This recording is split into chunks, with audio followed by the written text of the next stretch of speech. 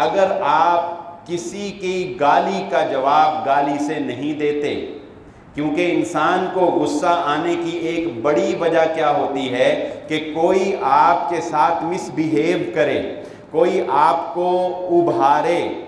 ماہر نفسیات کہتے ہیں کہ دنیا کے اندر قتل و غارت کی ایک بڑا سبب یہ ہے کہ قتل اس وجہ سے ہوتے ہیں جب آپ دوسرے بندے کو ابھارتے ہیں۔ ایڈا تو طاقتور ہے کہ منو مار کے بخا، کہتے ہیں نا، اس نے نہیں مارنا، وہ کہتا ہن منو مجبوری بن گئی، ہن میں تینوں مار کے ہی بخانا۔ جب آپ اگلے کو ابھاریں گے نا، کچھ کر کے دکھا، ایڈے جوگا ہے تو یہ کر کے دکھا، تو کچھ کر ہی نہیں سکتا ہے، تو ہے ہی بزدل ہے، تو تھلے لگا ہے، تو یہ ہے۔ تو جب آپ اس طرح کی باتیں کرتے ہیں تو وہ جو بیچارے نے کچھ نہیں بھی کرنا ہوتا نا، وہ بھی رات کو بیوی کو مار کے سوتا ہے کہ پتہ لگے کہ میں بھی مرد ہوں، میں بھی شوہر ہوں، میں باتیں کیوں سنوں تیرے لیے۔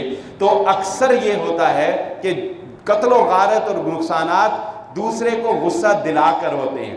قرآن اس کا ایک بہترین فارمولہ اللہ رب العزت قرآن مجید میں فرماتے ہیں، وَلَا تَسْتَوِي الْحَسَنَةُ وَلَا السَّيِّئَةُ ادْفَعْ بِالَّتِي هِيَ أَحْسَنُ فَإِذَا الَّذِي بَيْنَكَ وَبَيْنَهُ عَدَاوَةٌ كَأَنَّهُ وَلِيٌّ حَمِيمٌ۔ اللہ رب العزت فرماتے ہیں کبھی بھی گالی دینے والا اور گالی سن کر صبر کرنے والا اللہ کی نگاہ میں ایک جیسے نہیں ہو سکتے۔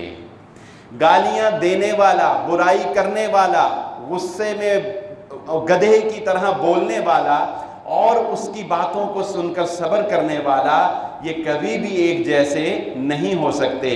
ادفع باللتی ہی احسن، اگر کوئی تمہارے ساتھ برا بولتا ہے تو مقابلے میں اس کے ساتھ نیکی والا بولو، مقابلے میں اس کے ساتھ اچھا بولو۔ اس سے کیا ہوگا؟ اس سے یہ ہوگا کہ اللہ رب العزت فرماتے ہیں فَإِذَا الَّذِي بَيْنَكَ وَبَيْنَهُ عَدَاوَةٌ، تمہارے اور اس کے درمیان جو دشمنی ہے، غصے کا جواب نرمی سے دینے پر سب سے پہلے اللہ رب العزت تمہارے اور اس کے درمیان دشمنی کو ختم کر دے گا، دشمنی ختم ہو جائے گی۔ میاں بیوی آپس میں لڑ رہے ہیں، ایک بول رہا ہے دوسرا خاموش ہو گیا، اللہ کہتے ہیں خاموش ہو گیا، صرف خاموش نہیں رہا بلکہ بدلے میں اچھی بات کہی، نرم بات کہی۔ پہلی برکت اس کی، قرآن کی آیت پر عمل کرنے کی پہلی برکت کیا ہوگی؟ اللہ رب العزت تمہارے درمیان سے نفرت کو ختم کر دے گا۔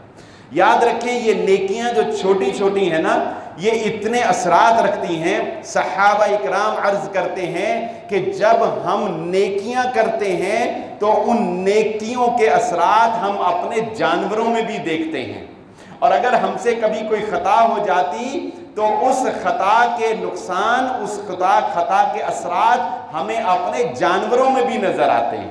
اب دوسرا فائدہ اس سے بھی بڑھ کے ہے، نہ صرف عداوت ختم ہو جائے گی بلکہ فرمایا کَأَنَّهُ وَلِيٌّ حَمِيمٌ، وہ تیرے ساتھ ایسے ہو جائے گا جیسے تیرا جگری دوست ہوتا ہے۔